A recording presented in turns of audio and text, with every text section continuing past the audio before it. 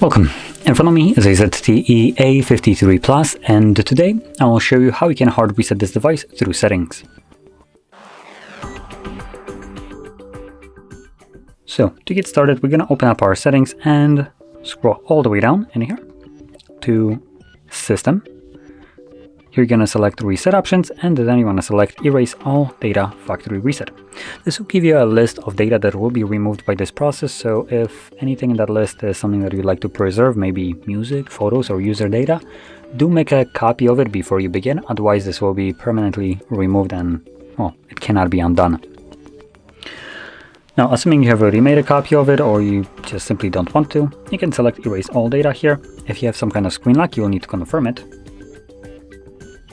And then you want to select Erase All Data once more, which will begin factory resetting your device. Now this will take a couple minutes to finish up, so just be patient, and once it's completed, we'll be presented with Android setup screen. So I'll be back once that is visible for me.